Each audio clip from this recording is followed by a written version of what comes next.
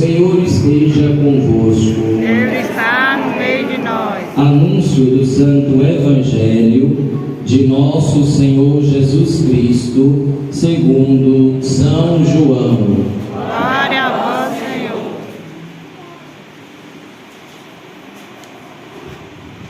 Estava próxima a Páscoa dos judeus e Jesus subiu a Jerusalém. No templo, encontrou os vendedores de bois, ovelhas e pombas e os cambistas que estavam ali sentados. Fez então um chicote de cordas e expulsou todos do templo, junto com as ovelhas e os bois. Espalhou as moedas e derrubou as mesas dos cambistas. E disse aos que vendiam pombas: tirai isso daqui, não façais da casa de meu pai uma casa de comércio.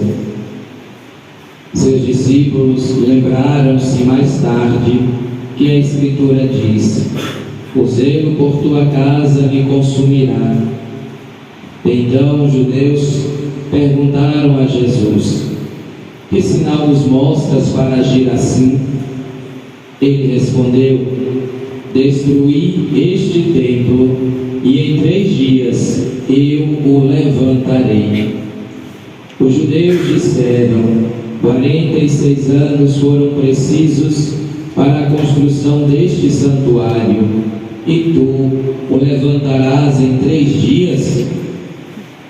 Mas Jesus estava falando do templo do seu corpo. Quando Jesus ressuscitou, os discípulos lembraram-se do que ele tinha dito e acreditaram na Escritura e na palavra dele. Jesus estava em Jerusalém durante a festa da Páscoa. Vendo os sinais que realizava, muitos creram no seu nome, mas Jesus não lhes dava crédito, pois ele conhecia a todos e não precisava do testemunho de ninguém acerca do ser humano, porque ele conhecia o homem por dentro. Palavra da salvação. Glória a vós, Senhor. Queridos irmãos e irmãs, nós celebrando essa festa do Senhor do Bom Fim, dentro desse 3º domingo da Quaresma, somos chamados nesse tempo forte, esse tempo de preparação, que a Quaresma, esses 40 dias antes da festa da Páscoa do Senhor, a cada um olhar para dentro de si. O texto do Evangelho que nós acabamos de escutar termina justamente com essa expressão: ele, Jesus, conhece o homem por dentro. E esse caminho, Jesus é Deus, conhece a cada um, conhece cada um de nós, é um convite que se estende também para que nós possamos nos conhecer por dentro. É claro, Deus nos conhece mais do que a nós mesmos, porém, saber que Deus nos conhece não é para despertar em nós o medo do julgamento ou da condenação, mas ao contrário, deve despertar em nós ao menos 2 desejos. O primeiro é que, assim como Deus nos conhece, nós também devemos nos conhecer, cada um olhar para dentro de si mesmo, descobrir o que carrega dentro, o que coloca como seu tesouro. E o segundo desejo que esse conhecimento de Deus sobre nós deve despertar é o desejo de Deus habitar em nós. Ele nos conhece por dentro, porque Ele nos fez sua morada, porque em nosso corpo, o templo de Deus, Ele armou a sua tenda, Ele armou a sua habitação. O texto todo começa com Jesus entrando no templo. E no templo, a casa de oração, a casa de Deus, Jesus viu justamente o contrário disso. O templo é o lugar de oração, o templo é o lugar onde nós vamos nos encontrar com Deus. E Jesus, com muita tristeza, encontrou no templo tudo que é o contrário: vendedores fazendo da casa de Deus, do nosso Pai, uma casa de comércio. O templo perdeu a sua função ou dividiu a sua função com outra que não tem nada a ver. Não é para comercializar, não é para fazer trocas, câmbio, mas no templo é onde nós devemos experienciar a gratuidade do amor de Deus. Porém, sabemos com muita tristeza que essa não é uma realidade lá do templo de Jesus, mas infelizmente ainda hoje nós temos muitos templos que perderam a função. Não é mais o lugar onde se encontra com Deus, não é mais o lugar onde se realiza a comunhão com Deus e com os irmãos e irmãs, mas tem muitos templos por aí que se tornou lugar de enriquecimento de alguns, de ganhar dinheiro, de pagar promessas, ou ainda o lugar onde cada um vem buscar o que está necessitando naquela hora e depois vai embora e só volta quando precisar de novo. Com muita tristeza a gente observa isso, por exemplo, no sacramento do batismo. As pessoas, quando precisam, vêm aqui e querem batizar, depois desaparecem. Ou um defunto, nos que morrem, querem a missa para os defuntos, depois desaparecem. O templo não é o lugar do encontro, mas é o lugar onde as pessoas satisfazem as suas necessidades imediatas. E isso é muito perigoso, porque o templo existe para nos conduzir a Deus, para nos unir a Deus. E este encontro com Deus, naturalmente, vai nos levar também a nos encontrar como irmãos e irmãs, uns com os outros. Mais ainda, o templo que nós escutamos no Evangelho não é só aquela construção de pedra, mas é o templo vivo de Deus. E quem é o templo vivo de Deus? É o ser humano. O povo, quando Jesus diz: olha, vocês querem um sinal? Destruir este templo e em 3 dias eu levantarei. Eles não entenderam, mas o evangelista explica. Jesus estava falando do templo do seu corpo.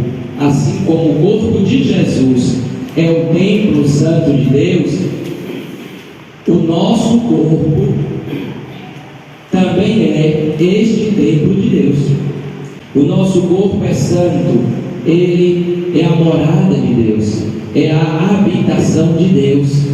E nós devemos, no nosso corpo, observar e encontrar a imagem de Deus. Não de deuses, mas a imagem do Deus Criador, daquele que nos fez, daquele que nos tomou para si no amor, daquele que nos redimiu, daquele que nos santificou. Se nós observamos na primeira leitura, o decorrer do primeiro mandamento, que é amar a Deus, aí Deus diz: não farás imagens para ti, nem que seja acima dos céus, nem na terra, nem no mar.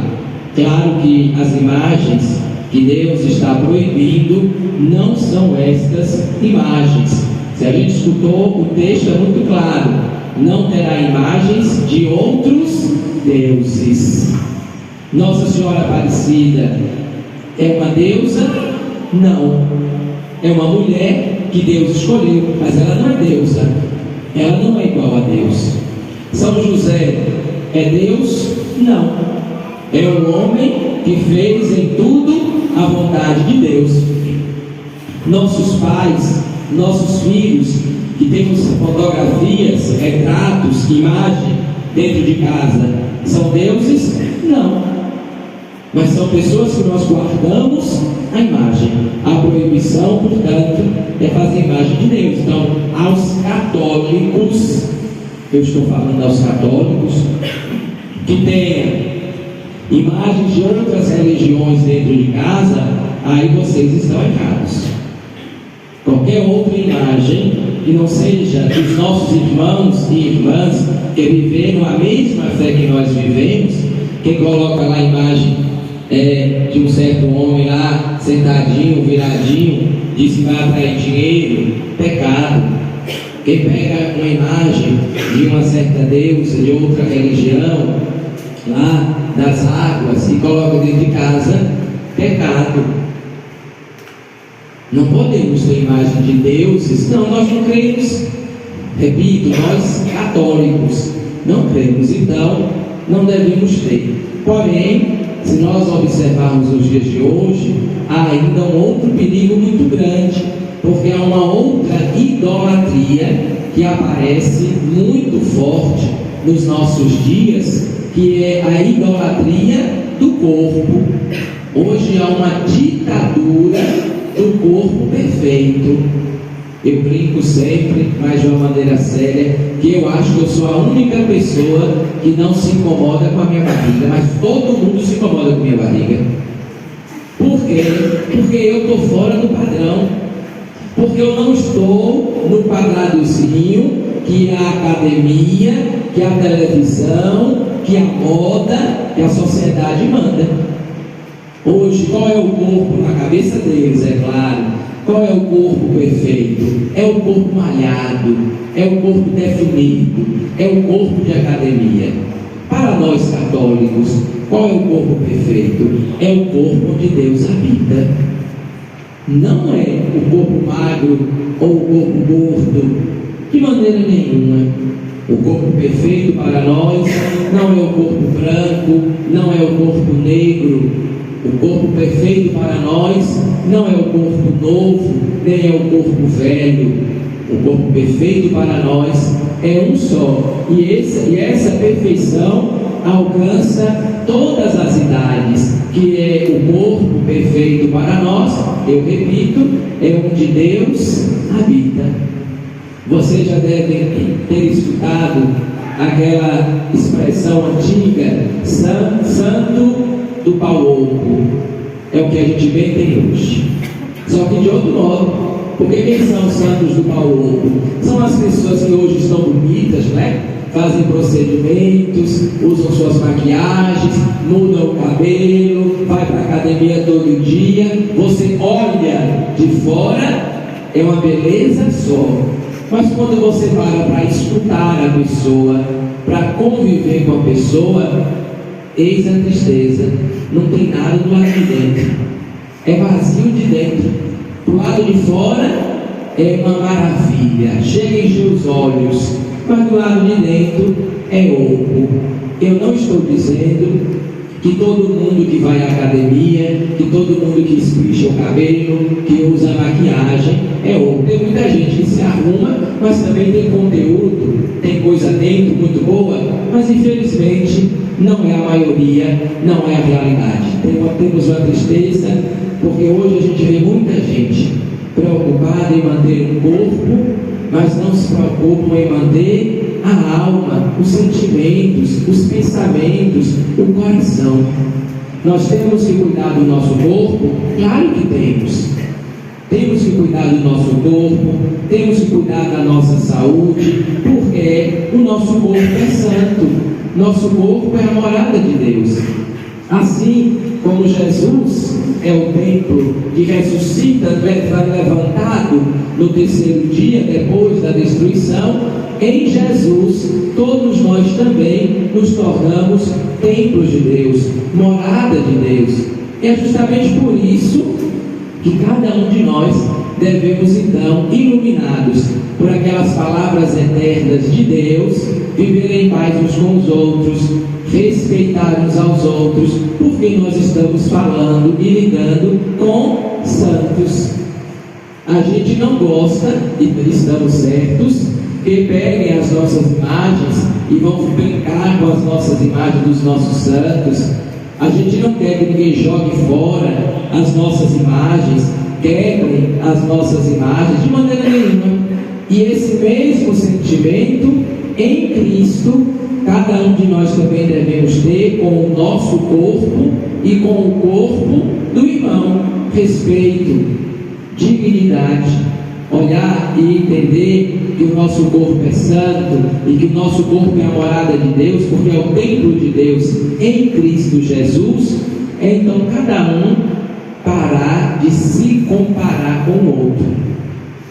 E tenham cuidado, quando vocês ficam aí reclamando do corpo de vocês mesmos, claro que quando vocês não se cuidam, a culpa é de vocês. Mas quando vocês ficam reclamando do corpo, vocês estão reclamando da obra de Deus. E pode Deus fazer alguma obra ruim? Não. Quando Deus terminou de criar o ser humano, Ele viu que era muito bom. Mas Ele não nos fez iguais. Não é pra gente, eu quero ser igual a fulano de tal. Isso é pecado, gente. Isso é pecado. Cada um de nós somos únicos aos olhos de Deus. E esse negócio de você ficar se comparando com a mulher da televisão, com o jogador, com a cantora, com o cantor, além de ser uma tolice, é uma perda de tempo, porque ninguém vai ficar igual a ninguém. Se a gente observar, até os gêmeos, eles nascem bem parecidos, mas a gente que não convive com eles pode até não ver a diferença. Mas quem vive com eles sabe quem é um e sabe quem é o outro, sabe quem é uma e sabe quem é a outra, porque ninguém é igual a ninguém. Pode até parecer fisicamente, mas aí tem a diferença. E a diferença são os pensamentos e os sentimentos. Aí cada um tem o seu, cada um trabalha com o seu.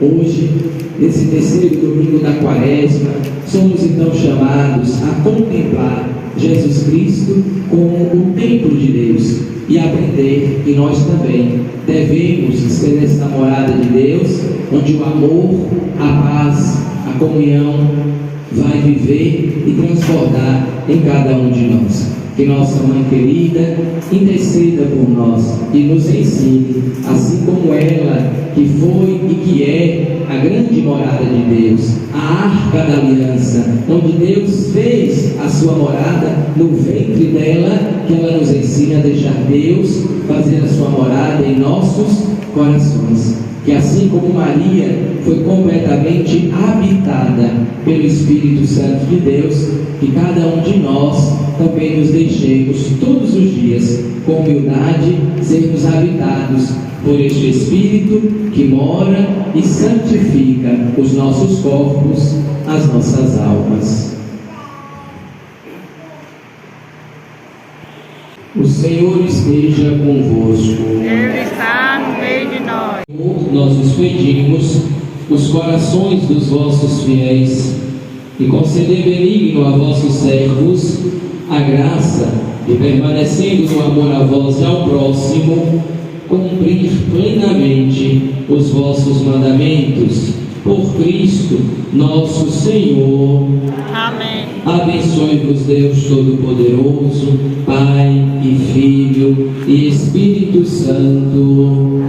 Irmãos e irmãs, glorificai o Senhor com vossas vidas. A Santa Missa terminou. Ide em paz e que o Senhor vos acompanhe.